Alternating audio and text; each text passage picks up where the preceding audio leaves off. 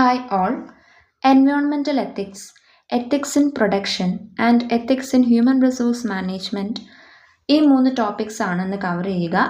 So first നമുക്ക് environmental എത്തിക്സിലേക്ക് നോക്കാം.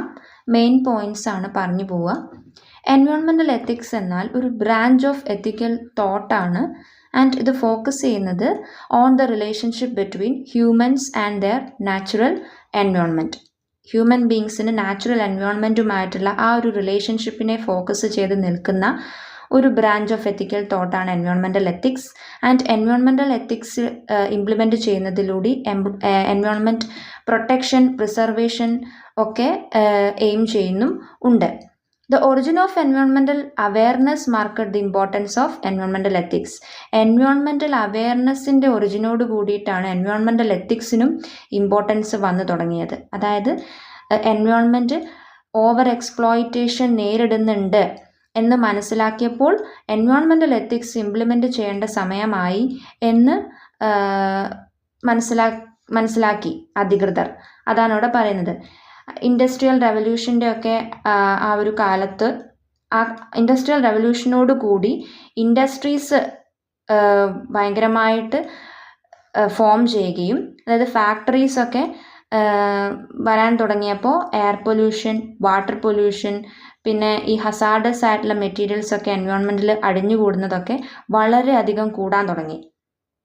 അങ്ങനെ എൻവയോൺമെൻറ്റ് ഡീഗ്രഡേഷനൊക്കെ ഫേസ് ചെയ്യാൻ തുടങ്ങി.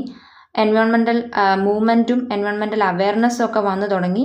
അങ്ങനെയാണ് എൻവയോൺമെൻറ്റൽ എത്തിക്സിൻ്റെ origin. The rise of industries and urbanization are the reasons for environmental pollution such as air pollution, water pollution and spread of materials which has hazardous effects on environment.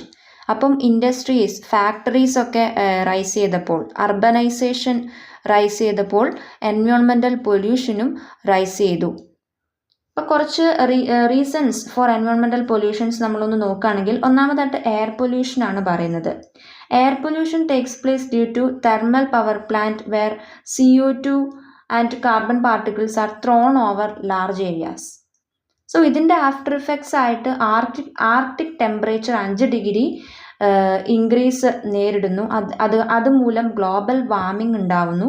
അതിൻ്റെ എഫക്റ്റായിട്ട് അലസ്കയിൽ snow melt ഉണ്ടാവുന്നുണ്ട്. And അത് sea ലെവലിന് increase ഉണ്ടാക്കുന്നു. That could lead to the submergence of coastal areas. പിന്നെ അറ്റ്മോസ്ഫിയറിൽ CO2ൻ്റെ അളവ് കൂടുന്നു. ഇതൊക്കെയാണ് എയർ പൊല്യൂഷൻ്റെ എഫക്ട്സ് എന്ന് പറയുന്നത്. വാട്ടർ പൊല്യൂഷൻ നമ്മൾ നോക്കുകയാണെങ്കിൽ there is no safe water to drink. വിശ്വസിച്ച് എവിടുന്നും വെള്ളം പോലും കുടിക്കാൻ പറ്റാത്ത അവസ്ഥയാണ്. കാരണം ഈ ഇൻഡസ്ട്രിയൽ വേസ്റ്റ്, സിവറേജ് വേസ്റ്റുകൾ, അഗ്രികൾച്ചറൽ കെമിക്കൽസിൻ്റെ വേസ്റ്റൊക്കെ ഈ റിവേഴ്സിലേക്കൊക്കെ ഒഴുകി ചെന്നിട്ട് എല്ലാ റിവേഴ്സും മലിനമായിക്കൊണ്ടിരിക്കുകയാണ്. Large rivers like Ganga and Yamuna have been polluted, completely polluted ആയിക്കൊണ്ടിരിക്കുകയാണ്. So pollution plus depletion makes water a real problem area. പിന്നെ hazardous waste and land pollution ആണ്. Chemical waste, solid waste generated by modern industries മാത്രമല്ല house ഹോൾഡ്സും ഈ ഒരു പൊല്യൂഷന് പങ്ക് വഹിക്കുന്നുണ്ട്. വെറുതെ ഈ പേസ്റ്റുകളൊക്കെ കൊണ്ട് ഡംപ് ചെയ്യാണ് എൻവയോൺമെൻറ്റിലേക്ക് without any proper treatment. Other reasons for environment pollution നോക്കുകയാണെങ്കിൽ urbanisation, population explosion, unplanned industrial activities, materialistic cultural values and lifestyle, ഇവയൊക്കെ എൻവയോൺമെൻറ്റൽ പൊല്യൂഷന് കാരണമാവുന്നുണ്ട്. The environment degradation is taking place both by human and industrial activities. അപ്പോൾ ഈ examples ഒക്കെ വെച്ച് നമുക്ക് മനസ്സിലാക്കാൻ പറ്റും industrial activities plus human activities, അതായത് ഹൗസ് ഹോൾഡ് വേസ്റ്റൊക്കെ വെറുതെ ഒഴുക്കി വിടുക, അതൊക്കെ എൻവയോൺമെൻറ്റൽ ഡീഗ്രഡേഷന് കാരണമാണ്. അപ്പം ഈ എൻവയോൺമെൻറ്റൽ അവെയർനെസ് ഒക്കെ ഉണ്ടായി വന്നതിൻ്റെ ഭാഗമായിട്ടാണ് എൻവയോൺമെൻറ്റൽ എത്തിക്സിന് പ്രാധാന്യം വന്നത്. അത് പറയാൻ വേണ്ടിയിട്ടാണ് ഇപ്പോൾ ഈ എക്സാമ്പിൾസ് ഒക്കെ ജസ്റ്റ് പറഞ്ഞു പോയത്. ഇനി പ്രിൻസിപ്പിൾസ് ഓഫ് എൻവയോൺമെൻറ്റൽ എത്തിക്സ് ആണ് നോക്കാനുള്ളത്. ഒന്ന്, respect for the intrinsic value of nature. നേച്ചറിനെ വാല്യൂ ചെയ്യാൻ പഠിക്കണം. എക്സ്പ്ലോയിറ്റേഷൻ, അതായത് വെറുതെ ഇങ്ങനെ ഉപയോഗിച്ച് എക്സ്പ്ലോയിറ്റ് ചെയ്യാനുള്ളൊരു വസ്തുവായിട്ട് നേച്ചറിനെ കാണരുത്. ഫ്യൂച്ചർ ജനറേഷനും കൂടെ വേണ്ടിയിട്ടുള്ളതാണെന്ന് മനസ്സിലാക്കി അതിന് പ്രോപ്പർ പ്രിസർവേഷനൊക്കെ കൊടുക്കുക.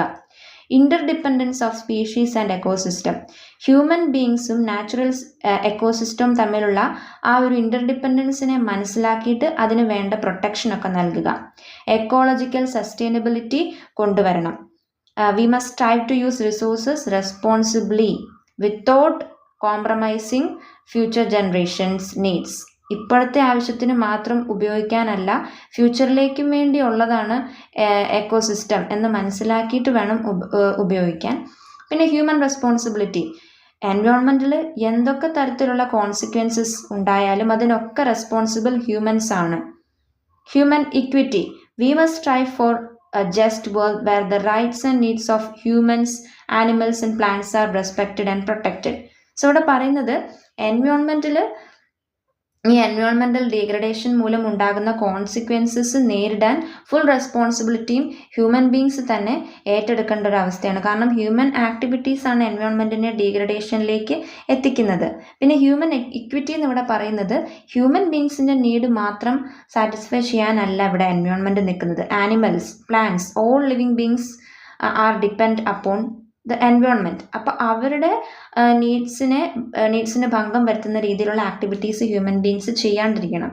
പ്രിക്കോഷണറി പ്രിൻസിപ്പിൾസ് ഒക്കെ കൊണ്ടുവരണം. Precautions against environmental harm. പിന്നെ റൈറ്റ് ടു നോ.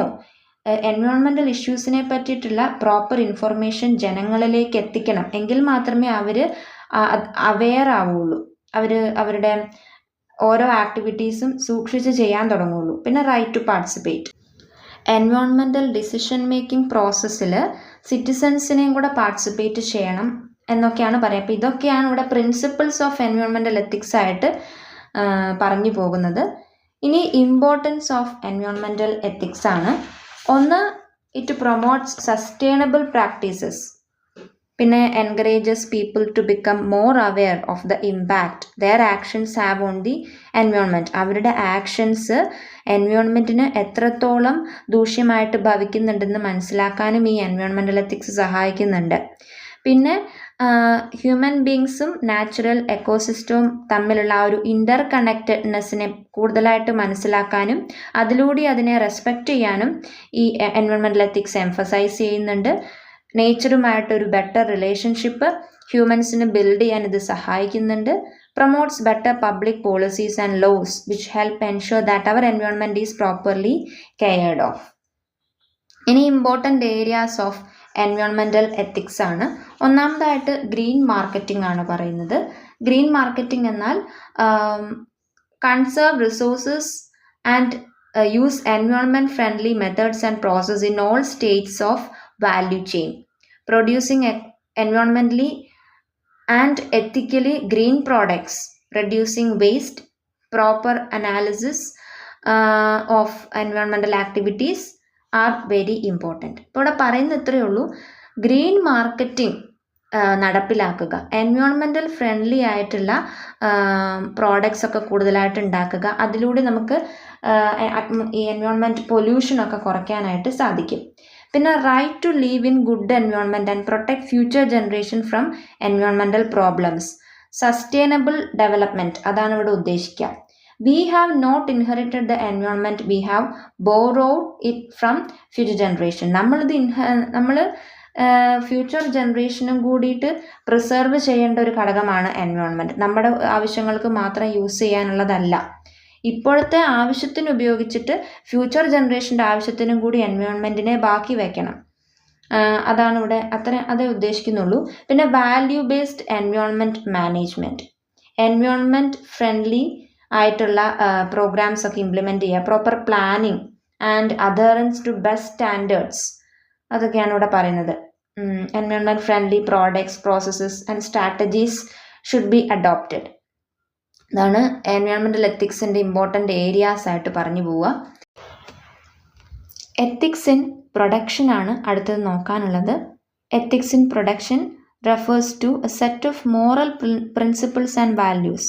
ഒരു set of moral principles and values ആണ്. എന്തിനെ അത് ഗൈഡ് ചെയ്യുന്നത്? That guides the manufacturing and production process of goods and services. ഒരു ഓർഗനൈസേഷനിലെ മാനുഫാക്ചറിങ് ആൻഡ് പ്രൊഡക്ഷൻ പ്രോസസ്സസിനെ ഗൈഡ് ചെയ്യുന്ന set of moral principles and values ആണ് ethics in production. ഈ പ്രൊഡക്ഷനിൽ ethics ഉണ്ടാവേണ്ടതിൻ്റെ importance എന്തൊക്കെയാണ്, അല്ലെങ്കിൽ എന്തിനു വേണ്ടിയിട്ടാണ് പ്രൊഡക്ഷനിൽ എത്തിക്സ് ഇംപ്ലിമെൻ്റ് ചെയ്യേണ്ടത്? അത് വർക്കേഴ്സിൻ്റെ വെൽബീങ്ങിനെ സഹായിക്കുന്നുണ്ട്, പിന്നെ എൻവയോൺമെൻറ്റൽ സസ്റ്റൈനബിലിറ്റിക്ക് കാരണമാകുന്നുണ്ട്, broader societal impact of production, അതായത് ഒരു പോസിറ്റീവ് ഇമ്പാക്റ്റ് നമുക്ക് കൊടുക്കാനായിട്ട് പറ്റും സൊസൈറ്റിക്ക് എത്തിക്കൽ പ്രൊഡക്ഷൻ ആണെങ്കിൽ. Ethical production practices can help build trust with consumers. പിന്നെ ഇത് സോഷ്യലി കോൺഷ്യസ് കസ്റ്റമേഴ്സിനെ അട്രാക്റ്റ് ചെയ്യുന്നുണ്ട്. പിന്നെ സസ്റ്റൈനബിൾ ആൻഡ് ജസ്റ്റ് ഗ്ലോബൽ എക്കോണമിക്ക് വേണ്ടിയിട്ട് കോൺട്രിബ്യൂഷൻസും നൽകുന്നുണ്ട്. Dilemma of ethics in production ആണ് ഇനി നോക്കാനുള്ളത്. അതായത് challenges. Ethics in production refers to the moral considerations and challenges that arise in the manufacturing and production process of goods and services. അങ്ങനെയുള്ള certain challenges എന്തൊക്കെയാണെന്നാണ് നോക്കുന്നത്. ഒന്ന് എൻവയോൺമെൻറ്റൽ ഇമ്പാക്റ്റ് ആണ്. അതായത് balancing the need for production with environmental sustainability. അതാണ് അവിടെ environmental impact പറയുക. Production നീഡ്സും environmental സസ്റ്റൈനബിലിറ്റിയും balance ചെയ്ത് കൊണ്ടുപോകുക എന്നത് ഒരു ചലഞ്ചാണ് ഒരു കമ്പനിയെ സംബന്ധിച്ചിടത്തോളം. പിന്നെ റിസോഴ്സ് ഡിപ്ലീഷൻ. പ്രൊഡക്ഷൻ പ്രോസസ്സ് ഈ ഫൈനൈറ്റ് ആയിട്ടുള്ള റിസോഴ്സസ് ആവശ്യമാണല്ലോ. അതായത് നല്ല പ്രൊഡക്ഷൻ നടക്കണമെങ്കിൽ റിസോഴ്സസിൻ്റെ ആവശ്യമുണ്ട്. അപ്പം റിസോഴ്സസ് കമ്പനീസ് ഓപ്റ്റ് ചെയ്യുന്നു. പക്ഷേ അത് ഗ്രാജ്വലി റിസോഴ്സ് ഡിപ്ലീഷന് കാരണമാകുന്നുണ്ട്. And that affect long term harm to the environment. പിന്നെ മൂന്നാമത്തെ ചലഞ്ച് വേസ്റ്റ് മാനേജ്മെൻ്റ് ആണ്. വേസ്റ്റ് മാനേജ്മെൻറ്റ് അതായത് എൻവയോൺമെൻ്റലി റെസ്പോൺസിബിൾ ആയിട്ടുള്ള വേസ്റ്റ് മാനേജ്മെൻറ്റ് കോസ്റ്റ്ലി ആണ്.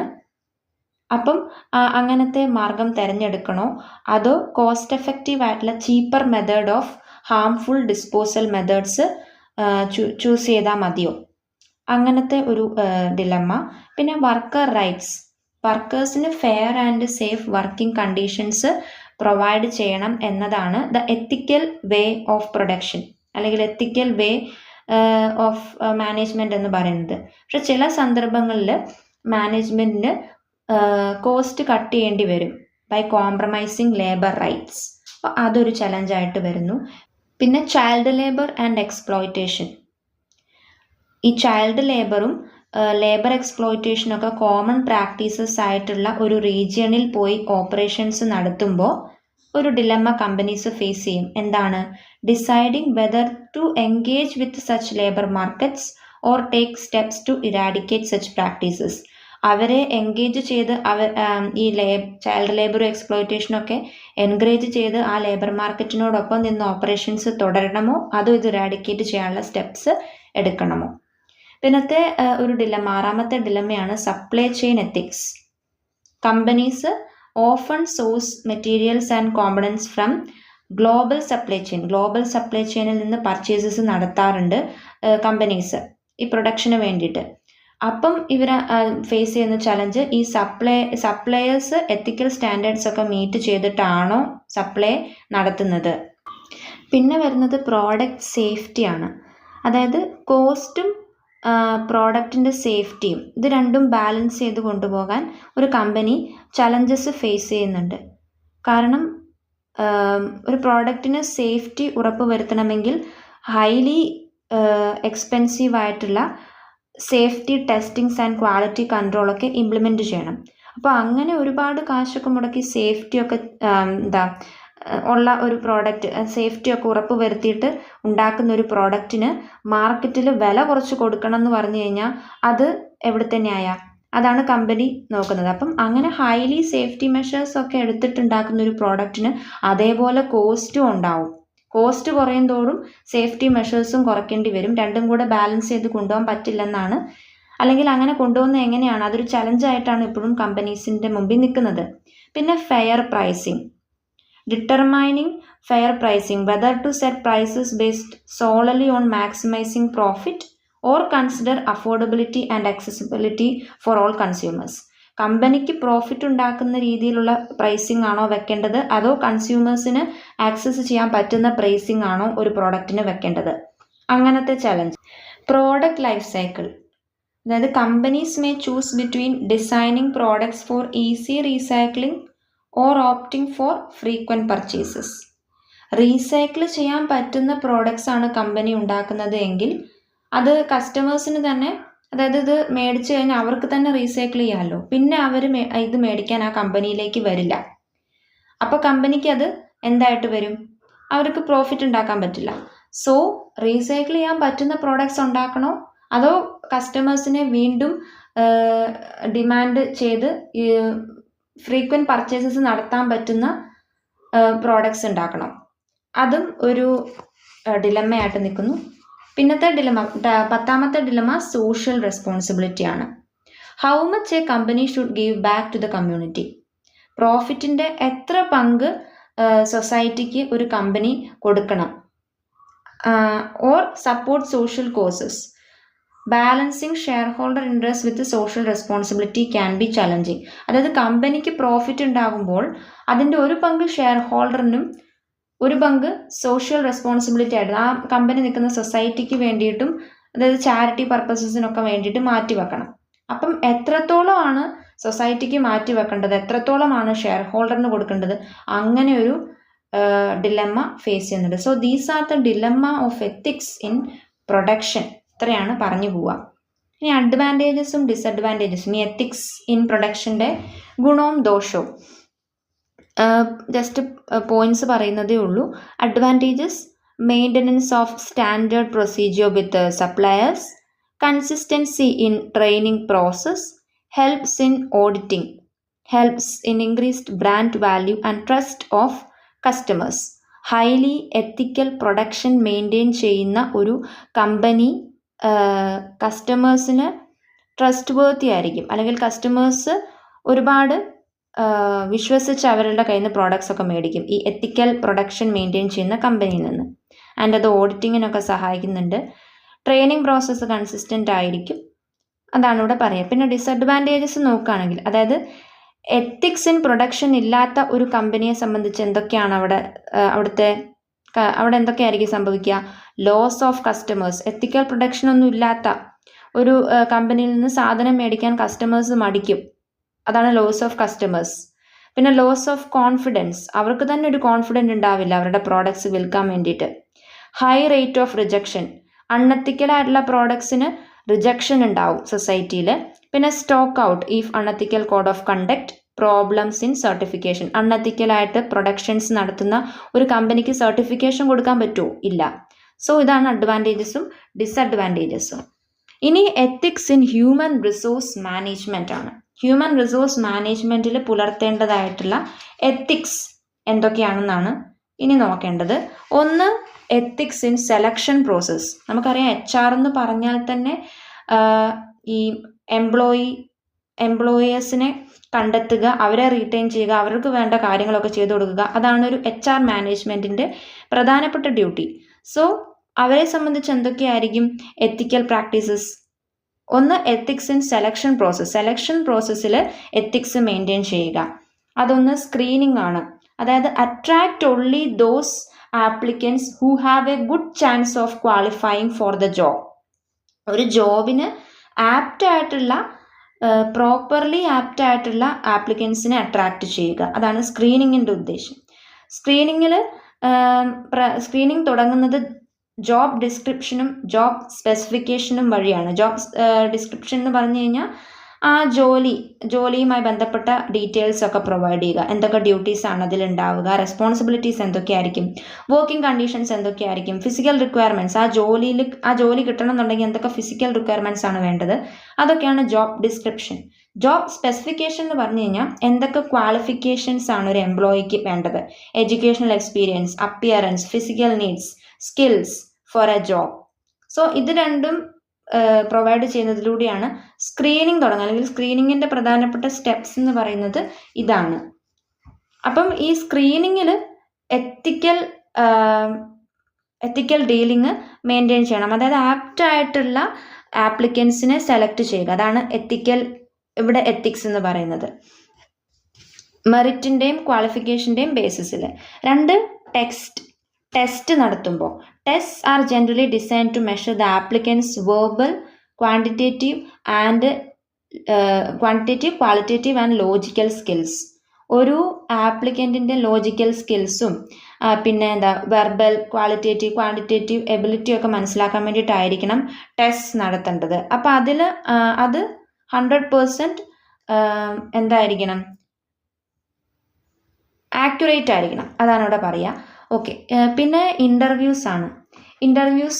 Human resource experts should avoid rudeness, hostility and arrogance in interviewing job applicants. ഒരു ഇൻ്റർവ്യൂവിന് വന്നിരിക്കുമ്പോൾ അവരോട് റൂഡായിട്ടും ഹോസ്റ്റൈലായിട്ടും പിന്നെ അറഗൻ്റായിട്ടൊക്കെ പെരുമാറിക്കഴിഞ്ഞാൽ ശരിയാവോ? ഇല്ല. ഒരു ഫ്രണ്ട്ലി നേച്ചറിൽ വേണം ഇൻ്റർവ്യൂ നടത്താൻ വേണ്ടിയിട്ട്. അതാണ് the ethical way of conducting interview.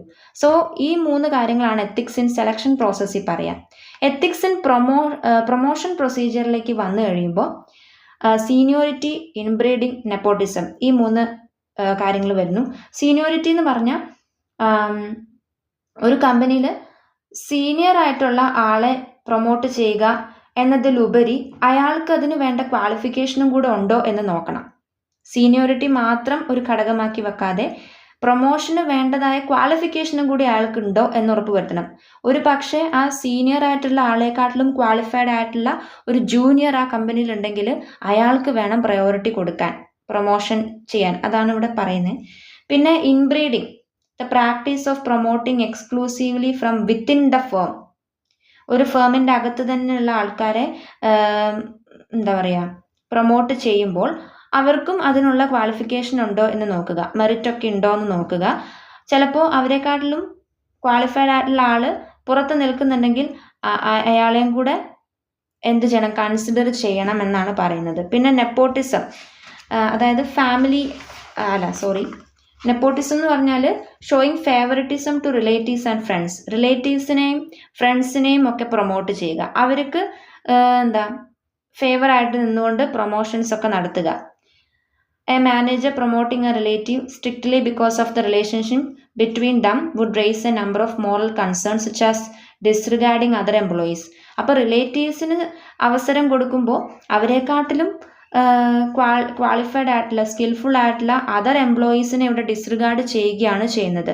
So അത് അൺഎത്തിക്കലാണ്. എത്തിക്കൽ കമ്പനി എന്ത് ചെയ്യണം, ഫേവറേറ്റ് ആയിട്ടുള്ള അല്ലെങ്കിൽ റിലേറ്റീവ്സിന് ചാൻസ് കൊടുക്കുമ്പോൾ അവർക്ക് അതിനുള്ള അർഹത ഉണ്ടോ എന്നും കൂടെ നോക്കിയിട്ട് വേണം ചാൻസ് കൊടുക്കാനെന്നാണ് പറയുന്നത്. പിന്നെ ഇതിനൊരു എക്സംഷൻ പറയുന്നുണ്ട്.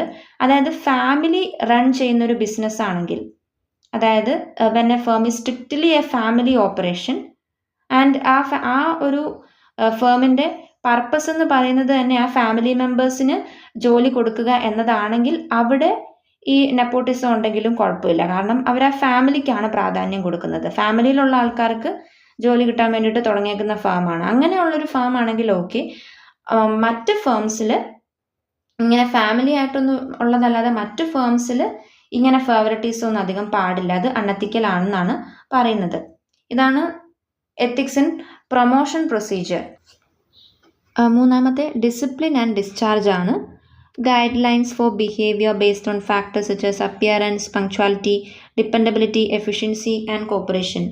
Proper ഗൈഡ്ലൈൻസ് ഒക്കെ പ്രൊവൈഡ് ചെയ്യണം ബിഹേവിയറുമായിട്ട് ബന്ധപ്പെട്ട്. 4 types of discharge are firing, termination, layoff and position elimination. To ease the trauma associated with discharge, employee should be provided sufficient warning, severance, pay and perhaps displacement counseling. പിന്നെ discipline maintain ചെയ്താൽ മാത്രമേ അവിടെ fairness, respect for persons in the way it is administered ഒക്കെ ഉണ്ടാവുള്ളൂ. So അതാണ് ഇവിടെ പറയുന്നത്. Discipline and discharge ഇവ രണ്ടിനും വേണ്ടതായിട്ടുള്ള പ്രോപ്പർ ഇൻഫോർമേഷൻ ഒരു എംപ്ലോയിക്ക് പ്രൊവൈഡ് ചെയ്യണം. സഫിഷ്യൻറ്റ് വാർണിംഗ് ഒക്കെ കൊടുക്കണം വേണ്ട സമയത്ത്. പിന്നെ വേജസിലേക്ക് വരുമ്പോൾ ഫെയർ ആൻഡ് ജസ്റ്റ് വേജസ് അതാണ് പ്രധാനമായിട്ടും ഇവിടെ ഉദ്ദേശിക്കുന്നത്. അതിന് ഫോളോ ചെയ്യേണ്ട സർട്ടൻ എലമെൻറ്റ്സ് എന്തൊക്കെയാണെന്ന് വെച്ചാൽ, ഒന്ന് ഫേംസ് കേപ്പബിലിറ്റീസ്. ഹൈ പ്രോഫിറ്റൊക്കെ ഏൺ ചെയ്യുന്ന ഒരു ഫേം ആണെങ്കിൽ അതനുസരിച്ചുള്ള പേയ്മെൻ്റ് ആയിരിക്കണം അവിടുത്തെ വർക്കേഴ്സിന് കൊടുക്കേണ്ടത്. മറിച്ച് ലാഭം കുറവുള്ള ഒരു കമ്പനിയാണെങ്കിൽ അതനുസരിച്ചുള്ള വേജ്. മനസ്സിലായില്ലേ? ഇല്ല, വളരെ ഉന്നതിയിൽ നിൽക്കുന്ന ഒരു കമ്പനി അതനുസരിച്ച് വർക്കേഴ്സിനും ആ പേയ്മെൻറ്റിലും ആ ഒരു ഹൈ ലെവൽ കാണിക്കണം എന്നാണ് പറയുക. പിന്നെ nature of the work, greater health റിസ്ക്കും, അതായത് ഭയങ്കര ബുദ്ധിമുട്ടേറിയ ജോലി ചെയ്യുന്ന ഒരു വർക്കറിന് health risk, hazardous works, require more training, impose heavier physical burden. അങ്ങനെ ഭയങ്കരമായിട്ട് അധ്വാനിച്ച് പണി ചെയ്യുന്ന അല്ലെങ്കിൽ അങ്ങനത്തെ ജോബുകളുണ്ടല്ലോ, ഫിസിക്കലി ഭയങ്കര ഹെവിയർ ഫിസിക്കൽ ബേർഡൻ ഒക്കെ ഉള്ള ഹയർ ലെവൽസ് ഓഫ് കോമ്പൻസേഷൻ അങ്ങനത്തെ ജോലിക്ക് കൊടുക്കണം എന്നാണ് പറയുന്നത്. അത് റിസ്കി ആയിട്ടുള്ള അറ്റ്മോസ്ഫിയറിൽ വർക്ക് ചെയ്യുന്നവർക്ക് അതനുസരിച്ചുള്ള ഹൈ കോമ്പൻസേഷൻ കൊടുക്കണം. പിന്നെ ലോക്കൽ കോസ്റ്റ് ഓഫ് ലിവിങ്, അതായത് ആ കമ്പനി ഇരിക്കുന്നതായിട്ടുള്ള ആ സൊസൈറ്റിയിൽ ജീവിച്ചു പോകാൻ ഒരാൾക്ക് ഒരു മാസം എത്രത്തോളം പണമായിരിക്കും വേണ്ടത്, അതിനെപ്പറ്റി ഒരു അനാലിസിസ് ഒക്കെ നടത്തിയിട്ട് അതിനെ ബേസ് ചെയ്തിട്ടുള്ള വേജ് അല്ലെങ്കിൽ സാലറി പ്രൊവൈഡ് ചെയ്യുക. പിന്നെ അങ്ങനത്തെ കാര്യങ്ങൾ, അതിനെയാണ് ഇവിടെ വേജസ് എന്ന ഇതിൽ എത്തിക്സ്, വേജസിൽ പുലർത്തേണ്ട എത്തിക്സ്. പിന്നെ health and safety, work place security, proper working conditions ഒക്കെ പ്രൊവൈഡ് ചെയ്യുക. അങ്ങനെ പ്രൊവൈഡ് ചെയ്യുന്ന ഒരു കമ്പനിയാണ് എത്തിക്കൽ എന്ന് നമുക്ക് വിളിക്കാൻ പറ്റുള്ളൂ. Health and safety remain A foremost moral concern in work place. പിന്നെ റൈറ്റ് ടു പ്രൈവസി, ഒരു എംപ്ലോയിക്ക് പേഴ്സണൽ ഡിസിഷൻസ് ഒക്കെ എടുക്കാനുള്ള ഓട്ടോണമി എങ്കിലും പ്രൊവൈഡ് ചെയ്തിരിക്കണം ഒരു കമ്പനി. പിന്നെ participatory management, employee involvement in managerial decision making. അതാണ് പറയുക. ഇവിടെ 3 സ്റ്റെപ്സ് ആയിട്ട് പറയുന്നുണ്ട്. ഒന്നാമത്തെ step, decision affecting workers should be made only after consulting free and open discussion with workers. ഒരു വർക്കറിനെ അഫക്റ്റ് ചെയ്യുന്നതായിട്ടുള്ള കാര്യങ്ങളിൽ അവരോടും കൂടി കൺസൾട്ടേഷൻ ചോദിച്ചിട്ടേ ഡിസിഷൻസ് ഉണ്ടാക്കാൻ പാടുള്ളൂ. രണ്ടാമത് പറയുന്നത്, give individual employee not only the right to consultation but also the right to make decisions about the immediate work activities. Immediate work activitiesൽ decisions make ചെയ്യാൻ ഒരു ഇൻഡിവിജ്വൽ എംപ്ലോയിക്ക് ഒരു ഫ്രീഡം കൊടുക്കണം. പിന്നെ തേർഡ്ലി പറയുന്നത്, പോളിസീസ്, ജനറൽ ഓപ്പറേഷൻ, ഒരു ഫേമിൻ്റെ general ഓപ്പറേഷനുമായിട്ട് ബന്ധപ്പെട്ട് നിൽക്കുന്ന പോളിസീസ് മേക്ക് ചെയ്യാനും ഇവരുടെ കൺസൾട്ടേഷൻ തരണം, എംപ്ലോയീസിൻ്റെ കൺസൾട്ടേഷൻ തേടണം. അതാണ് ഇവിടെ പാർട്ടിസിപ്പേറ്ററി മാനേജ്മെൻറ്റിൽ പറയാം. പിന്നെ ജോബ് ഡിസ്ക്രിമിനേഷൻ എന്ന് പറയുമ്പോൾ, discrimination on grounds of sex, race or caste also violates people's basic moral rights. ജെൻഡറിൻ്റെ ബേസിസിലും റേസിൻ്റെ ബേസിസിലും ഒന്നുള്ള ഡിസ്ക്രിമിനേഷൻ പ്രാക്ടീസ് ചെയ്യരുത് ഒരു ഫേമിൽ. അങ്ങനെ ചെയ്താൽ അത് അൺഎത്തിക്കൽ ഹ്യൂമൻ റിസോഴ്സ് മാനേജ്മെൻ്റ് ആയിട്ട് മാറും. ഇവിടെ എക്സാമ്പിളായിട്ട് പറയുന്നത്, a member of a company's personnel department may routinely downgrade applications from women who want to work in the company's production plant. ഒരു പ്രൊഡക്ഷൻ പ്ലാന്റിലേക്ക് വർക്ക് ചെയ്യണമെന്ന് ആഗ്രഹിച്ച് ആപ്ലിക്കേഷൻസ് അയക്കുന്ന സ്ത്രീകളുടെ ആപ്ലിക്കേഷൻസ് മെയിൻലി ചില കമ്പനീസിൽ HR ഡിപ്പാർട്ട്മെൻറ്റ് തള്ളിക്കളയാറുണ്ടെന്ന്. എന്തുകൊണ്ടാണ്? അവർ പറയുന്ന റീസൺ എന്താ? Ladies don't understand machines. അവർക്ക് മെഷീൻസിനെ പറ്റിയിട്ടുള്ള ബോധമൊന്നും കാണില്ല. സോ അവരുടെ ആപ്ലിക്കേഷൻസ് അങ്ങ് തള്ളിക്കളഞ്ഞേക്കാൻ. അവർ അവർ ആപ്ലിക്കേഷൻസ് ഒന്ന് സ്വീകരിച്ച് അവർക്ക് ട്രെയിനിങ് കൊടുത്താലല്ലേ അവരുടെ പെർഫോമൻസ് മനസ്സിലാക്കാനായിട്ട് പറ്റുള്ളൂ. അതിന് ഉള്ള ഒരു മെൻറ്റാലിറ്റി പോലും ഇവർക്ക് ഇല്ല. അതിന് മുമ്പേ വിമൻ ആണെന്ന് കാണുമ്പോൾ തന്നെ ആ ആപ്ലിക്കേഷനെ തള്ളിക്കളയുവാണ്. വേറെ ഒരു എക്സാമ്പിൾ പറയുന്നത്, when company policy dictates that women not be placed in supervisory positions. Supervisory പൊസിഷൻസിൽ വിമനെ അപ്പോയിൻറ്റ് ചെയ്യാതിരിക്കുക. അതിന് ചോദിക്കുമ്പോൾ പറയുന്ന കാരണം എന്താ? Boys in the company don't like to take orders from females. ഒരു ഫീമെയിൽ തരുന്ന ഓർഡേഴ്സ് കേട്ട് ജോലി ചെയ്യാൻ ആ കമ്പനിയിലെ മെയിൽസ് ഇഷ്ടപ്പെടുന്നില്ല. അതുകൊണ്ട് അർഹത ഉണ്ടെങ്കിലും ക്വാളിഫിക്കേഷൻ ഉണ്ടെങ്കിലും ഒരു വിമനെ സൂപ്പർവൈസറി പൊസിഷനിൽ ഇരുത്തുന്നില്ല. ഇതൊക്കെ ജോബ് ഡിസ്ക്രിമിനേഷനാണ്. ഒരു ജെൻഡറിൻ്റെ ബേസിസിൽ ഒരു വിമൻ നേരിടുന്ന ഡിസ്ക്രിമിനേഷനാണ് ഇവിടെ 2 എക്സാമ്പിളായിട്ട് പറയുന്നത്. സോ ഈ ടൈപ്പ് ഓഫ് ഡിസ്ക്രിമിനേഷൻ പാടില്ല. ഒരു കമ്പനി എത്തിക്കൽ ആണെങ്കിൽ ഇങ്ങനത്തെ ഡിസ്ക്രിമിനേഷൻ ഒന്നും പാടില്ല. അതല്ലെങ്കിൽ ഇങ്ങനത്തെ കമ്പനി നമുക്ക് ഇങ്ങനെ ഡിസ്ക്രിമിനേഷൻ ഉള്ള കമ്പനി നമുക്ക് അൺഎത്തിക്കൽ എന്ന് ഒറ്റ നോട്ടത്തിൽ തന്നെ വിളിക്കാനായിട്ട് പറ്റും. പിന്നെ സെക്ഷൽ ഹറാസ്മെൻറ്റ് പറയുന്നുണ്ട്. സെക്ഷൽ നേച്ചറിലുള്ള എന്ത് തരത്തിലുള്ള സ്വഭാവവും നമുക്ക് സെക്ഷൽ ഹറാസ്മെൻ്റ് ആയിട്ട് പറയാം. അതായത് unwelcome sexual advances, request for sexual favours, other verbal or physical contact of a sexual nature, അതൊക്കെ സെക്ഷൽ ഹറാസ്മെൻറ്റിൽ പെടുന്നതാണ്. സോ അങ്ങനത്തെ ഒരു പ്രാക്ടീസസ് ഒക്കെ എൻകറേജ് ചെയ്യുന്ന കമ്പനി അൺഎത്തിക്കലായിരിക്കും. പിന്നെ labour legislations, the legal requirements of an employee should be satisfied. ഇവിടെ പറയുന്ന ചില points, child labour should not be encouraged. പിന്നെ work place free of recognised hazards, safety working conditions provide ചെയ്യണം. Retirement income, ഒരു എംപ്ലോയിക്ക് retirement income കിട്ടേണ്ടതാണെങ്കിൽ അത് തടയാനായിട്ട് പാടില്ല. Employees should be given a fair wage and salary. Laws which bar discrimination in employment should be practised. പിന്നെ എന്താ, common laws which let courts grant damage for wrong doers. അപ്പം ഇങ്ങനെ ഒരു ലീഗൽ റിക്വയർമെൻറ്റ്സ്, ഒരു എംപ്ലോയിക്ക് കിട്ടേണ്ടതായിട്ടുള്ള ലീഗൽ റിക്വയർമെൻറ്റ്സ് ഒക്കെ grant ചെയ്യുക. സോ ഇത്രയാണ് ഇന്ന് പറയാനായിട്ട് ഉദ്ദേശിക്കുന്നത്. മെയിൻ പോയിന്റ്സ് മനസ്സിലായി കാണുമെന്ന് വിചാരിക്കുന്നു. Thank you for watching.